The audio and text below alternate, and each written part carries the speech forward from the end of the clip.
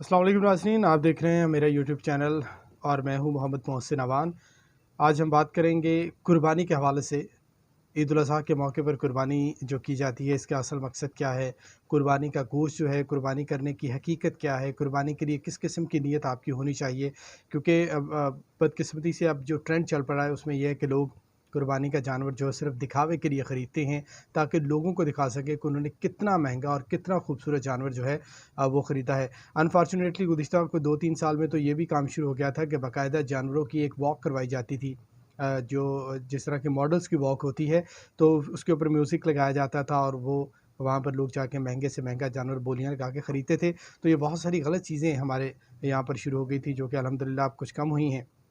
लेकिन सबसे बड़ी ये बात ये है कि ईद उल अज़हा जो है, उसके मकसद को समझने की कोशिश करें कि ईद उल अज़हा बुनियादी तौर पर है क्या? क्यों ईद उल अज़हा की जो है वो नौबत पेश आई? कुर्बानी करने की वजह क्या है? क्यों अल्लाह ताला ने तरगीब दी? देखें, इस्लाम के हर काम के पीछे कोई ना कोई बहुत बड़ी वजह होती है, जिसमें इंसानियत के लिए कोई ना कोई फ़ायदा ज़रूर जो है वो छुपा होता है। बग़ैर इंसानियत के फ़ायदे के इस्लाम किसी भी काम का हुक्म नहीं देता है। नबी करीम सल्लल्लाहु अलैहि वसल्लम ने अपनी सारी ज़िंदगी के अंदर सिर्फ वही काम किया और करने का हुक्म दिया जिससे इंसानियत के लिए खैर का पहलू निकलता है। अब अगर हम कुर्बानी की बात करें तो जो ईद उल अज़हा है ये बुनियादी तौर पर हज़रत इब्राहीम खलीलुल्लाह के साथ इसको मंसूब किया जाता है, और ये हकीकत है कि उन्होंने अपने बेटे हज़रत इस्माईल की कुर्बानी की थी, जिसको अल्लाह तबारक व तआला ने जो है उनको ज़िबा तो नहीं होने दिया हज़रत इस्माईल को, और उनकी जगह एक मेंढा भेजा, कुर्बानी का जानवर भेजा। और उस सारे अमल का मकसद ये था कि हज़रत इब्राहीम को अल्लाह ताला ने अपने फ़रिश्तों को ये दिखाना था कि मेरा इब्राहीम मेरा कितना ताबे है। अल्लाह ताला ने फरमाया इब्राहीम अपनी सबसे कीमती चीज़ की कुर्बानी करे। ख्वाब 3 दिन ये ख्वाब हज़रत इब्राहीम को आता रहा। हज़रत हाजरा और हज़रत सारा सलाम जो है ये दोनों हज़रत इब्राहीम की अज़वाज थीं, और नबी की बीवी होना एक बहुत बड़े एज़ाज़ की बात है।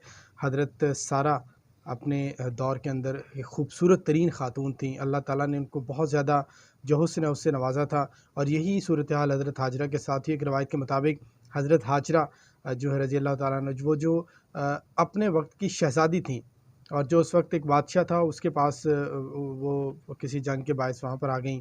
तो उसके बाद हज़रत इब्राहीम अलैहिस्सलाम को हज़रत सारा ने, जब आपके वहाँ औलाद नहीं हुई, तो हज़रत सारा को उन्होंने हज़रत सारा ने कहा कि अल्लाह के नबी आप हाजरा के साथ निकाह कर लीजिए, अल्लाह ताला आपको औलाद से नवाजेंगे। और 90 साल की उम्र में हज़रत इब्राहीम को अल्लाह ताला ने हज़रत इस्माईल की सूरत औलाद से नवाजा था। तो उसके बाद दोनों बीवियों के दरमियान हज़रत सारा को ये लगा कि इससे अहमियत बढ़ जाएगी हज़रत इब्राहीम की नज़रों में हज़रत हाजरा की। तो उन्होंने कहा अल्लाह के नबी हाजरा को और उसके बेटे को मेरी नज़रों से दूर कर दीजिए, दूर ले जाइए। तो हज़रत इब्राहीम जो हैं वो हज़रत हाजरा को और हज़रत इस्माईल को लेकर वहाँ से निकले, और इतनी सादतमंद बीवी हज़रत हाजरा कि उन्होंने ये तक नहीं पूछा कि अल्लाह के नबी हमें कहाँ लेके जा रहे हैं आप एक मुल्क से चले दूसरे तीसरे मुल्क में सफ़र करते उस दौर में बियाबान सहराओं में से गुज़रते हुए जो है वो मक्का शरीफ में पहुँचे, मिना के मैदान में पहुँचे, जहाँ पर फिर वापस आते आप हफ़्ते में एक बार वहाँ पर जाते, उनको मिलते और वापस हज़रत सारा के पास आ जाते। तो 3 ख्वाब आपने देखे एक बार हज़रत इब्राहीम ने कि अल्लाह तबारक व तआला इस जानिब तरगीब दे रहे हैं कि इब्राहीम अपनी जो सबसे पसंदीदा चीज़ है उसकी कुर्बानी करें। अगले दिन हज़रत इब्राहीम उठे पहले बार, तो उन्होंने ऊँट की कुर्बानी दी, गाय की कुर्बानी दी। फिर तीसरे दिन ख्वाब आया कि नहीं इब्राहीम जो सबसे पसंदीदा चीज़ है उसकी कुर्बानी दें। तो अल्लाह के नबी ने सोचा कि मुझे इब्राहीम से बढ़ के कुछ भी अज़ीज़ नहीं है। तो आप समझ गए कि अल्लाह हज़रत इब्राहीम की कुर्बानी चाहता है। तो हज़रत इब्राहीम हज़रत सारा के पास से चले और हज़रत बीबी हाजरा के पास पहुँचे, और जाके कहा कि बेटे को तैयार कर दें, मैंने किसी दावत में जाना है। तो वो भी नबी की बीवी थीं, माएँ वैसे समझ जाती हैं, माँओं को हर चीज़ का पता होता है।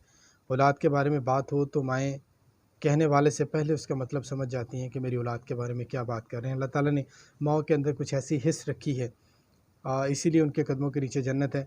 तो वो बड़ी सादतमंद बीवी थी हज़रत हाजरा, वो समझ गईं कि दावत के लिए तो नहीं, मामला कोई और है, क्योंकि आपने एक छुरी तैयार करने का भी हुक्म दिया था, लेकिन बोली नहीं। तो हज़रत इस्माईल को लिया हज़रत इब्राहीम ने साथ और चल पड़े। तो जंगल में एक मैदान पर पहुँचे, एक जगह पर, تو راستے میں حضرت اسماعیل سے کہا اسماعیل مجھ سے اللہ نے اپنی سب سے پسندیدہ چیز کی قربانی مانگی ہے، تو میں آپ کو قربان کرنے لگا ہوں اور قربان جاؤں۔ حضرت اسماعیل کے چھوٹی سی عمر اور اتنے سعادت مند، عرض کی اگر اللہ نے میری قربانی مانگی ہے، میرے اللہ میری قربانی پہ اس کی رضا ہے، تو آپ میری گردن پہ چھری چلائیے۔ آج کے دور کا کوئی ہوتا تو کہہ دیتے کہ آپ خود قربان ہو جائیں، کسی اور کو کر دیں، میں کیوں ہوں، کیونکہ نبی تھے اور بیٹے بھی نبی، باپ بھی نبی۔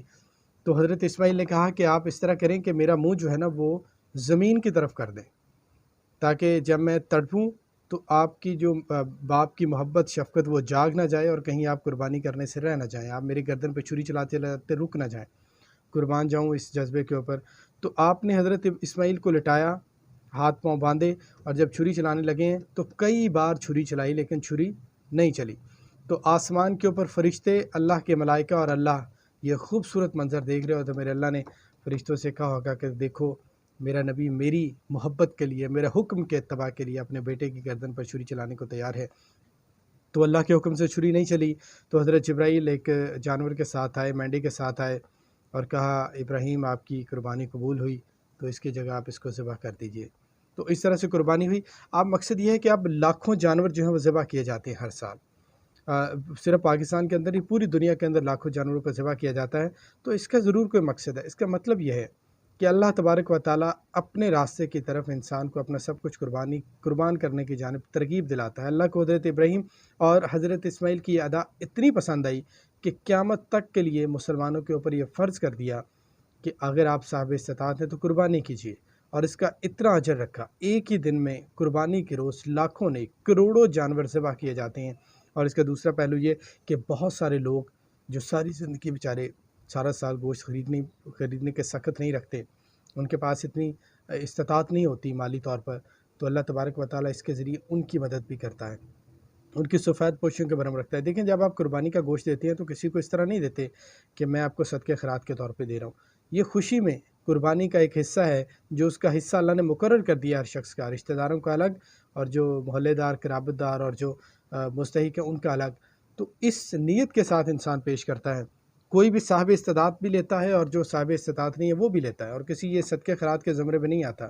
تو اللہ تبارک و تعالیٰ کسی کی بھی عزت نفس کو پامال کیے بغیر اس کی ضرورتوں کو پورا کرتا ہے، اور ہمیں اس بہت بڑا سبق ملتا ہے کہ اپنے آپ کو، اپنی تمام خواہشوں کو، اپنی ہر چیز کو اللہ اور اس کے رسول صلی اللہ علیہ وسلم کے حکم کے تابع رکھیں، یہی اصل زندگی ہے، قربانی کا مقصد یہ۔ اور دوسری بات یہ گزارش یہ کرنا چاہوں گا کہ آپ دکھاوا جو آ گیا قربانی کے اندر اس سے اجتناب کریں۔ حدیث نبی صلی اللہ علیہ وسلم ہے کہ اللہ تبارک و تعالیٰ صرف جو ہے اپنے بندے کی نیت جو ہے اس کو لیتا ہے، نیت آپ کی آگے پہنچتی ہے، قربانی کا گوشت یا خون آگے نہیں پہنچتا، آپ کی جو نیت ہے، جس نیت کے ساتھ آپ کرتے ہیں اللہ تبارک و تعالیٰ اس سے قبول فرماتا ہے۔ اور اگر آپ کی نیت لوگوں کو یہ دکھانا ہے کہ میں نے بہت مہنگا اور خوبصورت جانور خریدا ہے، تو لوگ تو یہ کہہ دیں گے کہ آپ نے خوبصورت اور اچھا خریدا ہے، لیکن اللہ کے ہاں اس کا کوئی اجر نہیں ہوگا۔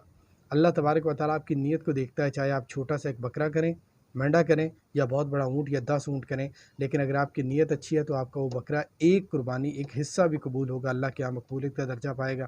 لیکن اگر آپ کی نیت دکھاوے کی ہے، رشتہ داروں کو، شریکوں کو، آپ کے جو عزیز ہیں، دوست ہیں، آپ کے جو محلے کے لوگ ہیں، اگر آپ ان کو دکھانے کے لیے اچھا اور مہنگا جانور لیتے ہیں تو آپ دنیا میں بھی خسارے میں ہیں اور آخرت میں بھی خسارے میں ہیں۔ جس دین کے ہم پیروکار ہیں وہ دین یہ کہتا ہے کہ اگر آپ اپنے بچوں کے لیے پھل لے کے آتے ہیں اور آپ اتنی استطاعت نہیں رکھتے کہ آپ اپنے ہمسائے کے بچوں کو بھی پھل کھلائیں، اور آپ کا ہمسایہ اتنی استطاعت نہیں رکھتا کہ وہ پھل خرید سکے، تو آپ پھل کھائیں لیکن اس کے جو چھلکے ہیں وہ باہر نہ پھینکیں کہ کہیں ہمسائے کے بچوں کا یا اس کا دل خراب نہ ہو۔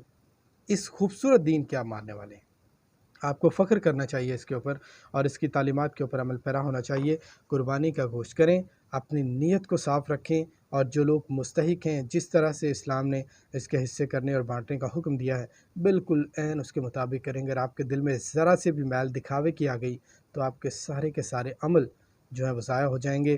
آپ کی قربانی، آپ کے پیسے لگانا، آپ کا اس کو ذبح کرنا، اور یہ سارا عمل جو ہے وہ بالکل اللہ کے نزدیک ضائع ہو جائے گا، کیونکہ اللہ فرماتا ہے کہ مجھے آپ کا تقویٰ پہنچتا ہے، مجھے خون یا قربانی کا گوشت نہیں پہنچتا، تقویٰ پہنچتا ہے۔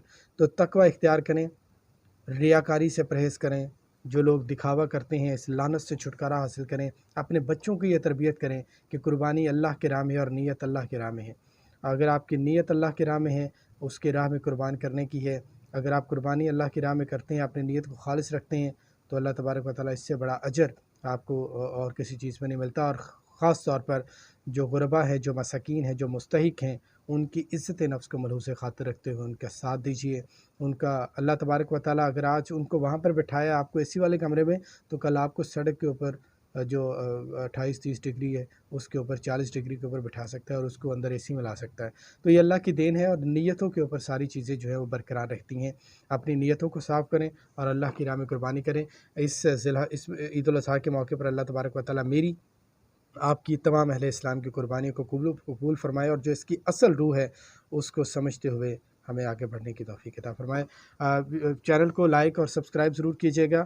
اب چونکہ عید کا موقع تھا تو ایسی عید کے موقع کے موضوع کے اوپر جو ویڈیو ہم لے کے آئے ہیں، تو اس سے آگے انشاءاللہ جیسے جیسے وقت گزرے گا، جو ہمارے کرنٹ افیئرس کی اور ٹرینڈنگ ٹاپکس ہیں، پولیٹیکل، نیشنل اور انٹرنیشنل، انشاءاللہ اس کے اوپر ہم بہت سارا کام کریں گے۔ حقائق کے اوپر مبنی کام کریں گے، صرف ریٹنگ لینے کے لیے یا کلکس لینے کے لیے نہیں، بلکہ حقائق آپ تک لانے کے لیے کام کریں گے۔ اللہ آپ کا اور میرا حامی ناصر ہو۔